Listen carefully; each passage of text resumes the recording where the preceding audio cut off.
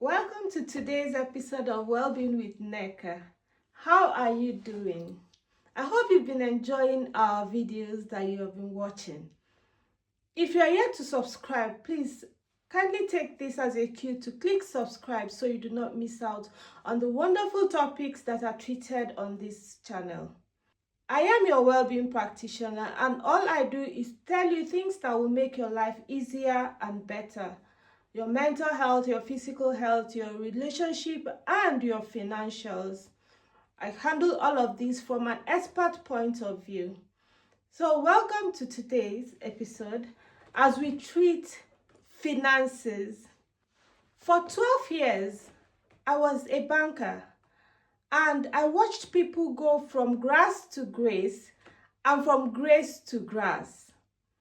And one thing remained constant. It was habits they developed that took them either ways. So on today's episode, which is how to grow your money, how to grow your financials, I'm going to take you through the route of habits that have kept you stagnant, habits that have kept you financially stagnant, which you might not know, or you might not know how deeply they affect your wealth creation or your wealth growth. Yes, you might not end up being the next Elon Musk or the next Dangote or whoever is rich in your country of residence.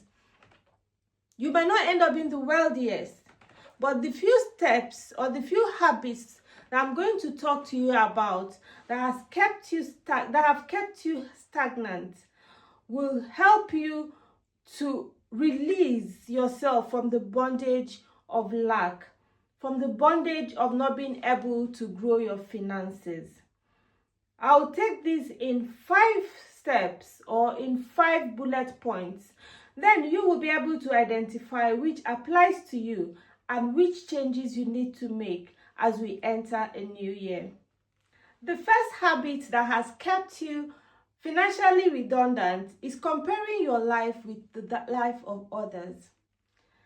This has been made worse by social media.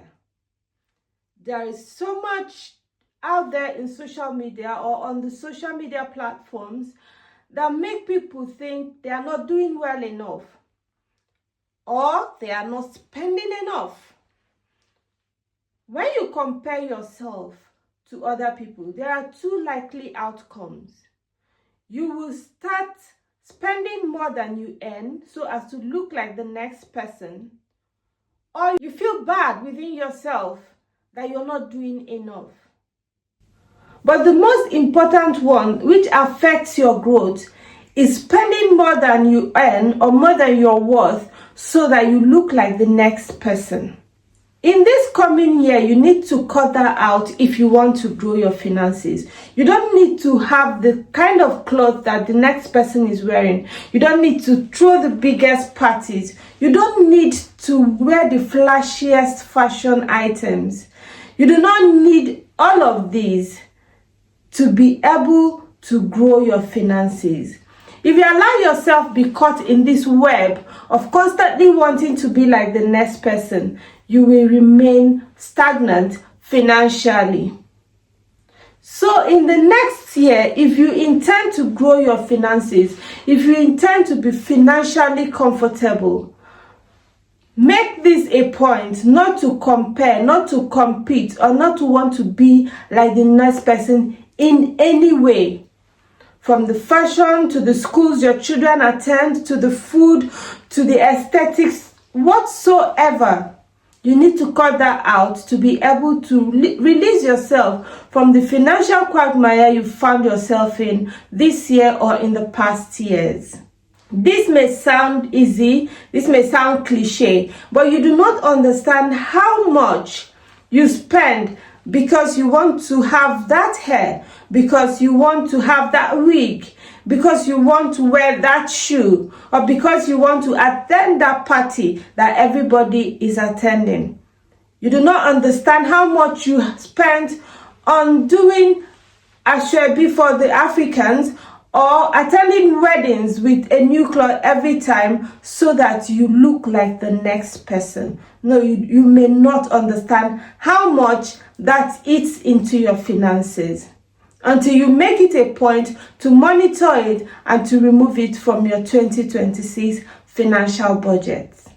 Let's go to the second habit, which you need to adjust on to be able to grow your finances in the coming year and in the coming years. The second habit you need to change if you intend to change your financial status is the habit of spending first and saving later. A lot of us have our expenses already lined up before the salary comes in or before whatever income we earn comes in. And by the time we are done with these expenses, nothing will be left to save. That is a bad financial habit. The best and the proper financial habit is to earmark what you intend to save before your expenses. That way you are able to cut your expenses to meet what you have at hand. And you decide to spend only to save what is left. You will not have a fixed amount you're saving. You will not have a target. You will not be able to meet any set target because your expenses will vary month to month. But let's assume you earn 1,000 of whatever currency you earn on, and you told yourself that I will save 30% of this money. By the time you move out your 30%, you will find a way to fit in your expenses to whatever is left. In doing so, you'll be able to separate what are necessities from what are not necessities. You'll be able to remove frivolities and ostentatious spending because you know you have a budget, you know you have a target to meet. So if in the beginning of the year you want to save 300 of whatever currency you want or you earn in the first 3 months, you know you are supposed to keep aside 100 for each month. So when you do that, you know that whatever is left should be able to meet your expenses. That way you're more prudent and you're more careful on the things you spend on. So if you have had the habit of, when I finish, whatever is left I save, that is the reason your finances are not growing. So you have already 2 points from me on how to grow your finances in the coming year. The first point is to remove yourself from comparison, any form of social comparison. The second one is to learn to save before you spend and not the other way around. Let's get to the third point on how to grow your finances in the coming year and in the coming years.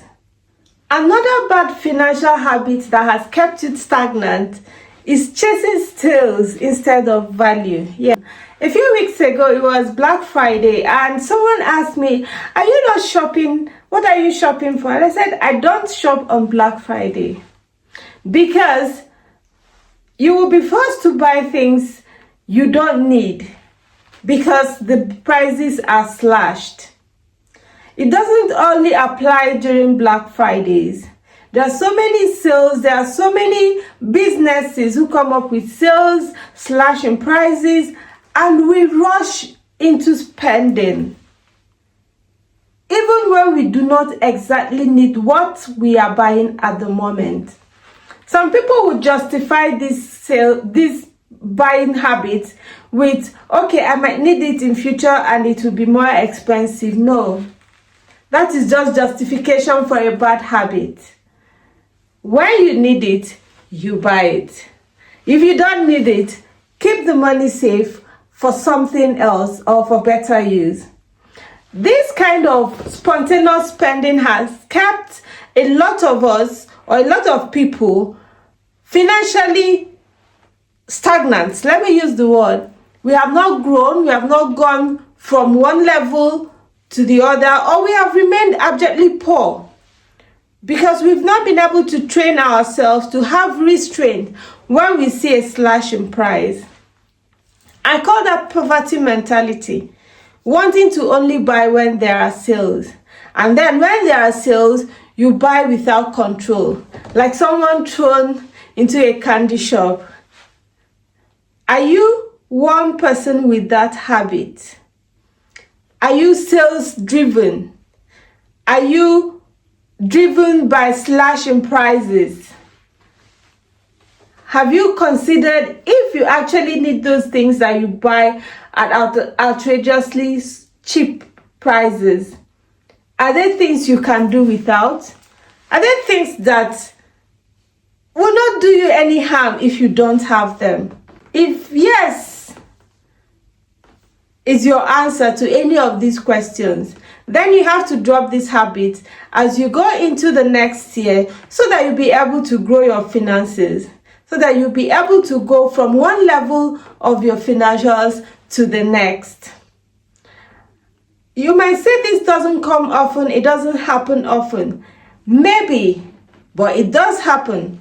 And it does eat into your finances. It does eat into the money you could have saved to build up your portfolio. I call your financial portfolio, yes. So if you are in this habit and you have met my video by accident, omission, or commission, click subscribe because you're going to learn more useful things for your life. If you have not subscribed at this moment, I don't know what you're waiting for. We have already addressed 3 habits which you need to change if you intend to do better in the coming year. Let us go to the next point, which will help you to move from grass to grace. The next terrible financial habit that has left you stagnant is living on buy now, pay later. Living on extended payment plans. Living on credit has left a lot of us stagnant financially. How does this work? Let's assume you have something to buy for $100 and the person says you can pay in 10 months. That means you can pay £10 each month. In your mind, you are happy that you can pay £10 or $10. Let me use bucks because I do not know which country you're watching from. And then another person comes and says, oh, this thing is $100. You can pay in 10 months, and you pick it also. In your mind, you're telling yourself, okay, I'm just paying 20. That's not much. But what you have ended up doing is buy something worth $200 that you probably do not need immediately. So without knowing, in the stretch of 10 months, you have spent more than you actually need because you were convinced to pay later. There are a lot of people who are habitual buy now, pay later. And in so doing, they acquire a lot of things that they do not immediately or exactly need because they are able to spread the payments. So you spread the coming months paying for things that you could have waited for or you could have done without. These are bad financial habits. These are poor financial habits. A lot of us have developed over the years. We find it convenient, but we do not know that is why we have not grown financially like we want to or like we hoped for. If you intend to grow your finances in the coming years, you need to drop this habit. This habit is closely linked to the first point that I raised, not being able to live within your means or comparing yourself with the next person. Because that is why you would want to acquire what you can't afford or what you don't exactly need. Think about it. There will be a lot of argument on this point. But from my level and years of experience, I can tell you it is a bad financial habit. Yes, maybe one item once in a while, spread the payment, but making it a habit, enjoying it, acquiring a lot of things because you can spread the payment will keep you stagnant. So if you've watched to this point, please try to make a change if this is a habit and know that this has kept you financially stagnant. Let's go to the next point, which will be our last point on how to grow your finances in the coming year. The next terrible financial habit a lot of us have is the habit of subscription, multiple subscriptions. If you have watched to this point, ask yourself this question. How many things am I subscribed to that I pay for automatically monthly? How many of them am I getting value for? How many of them am I actually using and getting the worth of the money I pay for? Are you able to answer these questions? Subscriptions are good, especially if what you're subscribing to is valuable, gives you money, helps you become better, or helps you financially either way. But if none of these apply to your subscription, you might need to cut the habit. You need to do this to be able to grow financially. Having subscriptions we do not need, we do not use.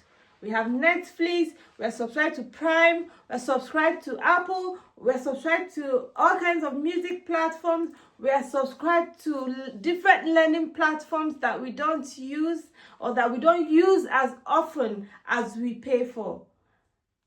Eat deep into our finances in little bites here and there, but they amount to something if they had been kept as savings somewhere. I know I said this might be the last point, but for this episode, I'm going to do a continuation. So if you've watched up to this point, you might need to click subscribe so you do not miss the next topics or the next point I'm going to raise on how to grow your finances in the coming year. Like I told you, what we do here is talk professionally. And if you miss where I said I worked as a banker for 12 years, so I saw people go from grass to grace and from grace to grass due to poor financial decisions. You might want to keep a date with us, with me, with the channel, so you do not miss on any of these life-changing topics and how to change your habits so that you can grow your finances in the coming year, in the coming years. Don't take this lightly. You're probably stagnant because you ignored one or more of these points I raised. My name is Nek and I remain your well-being practitioner, and all I do is to tell you things that will help you live better and have a better life generally. See you in the next episode. Thank you for joining. Bye.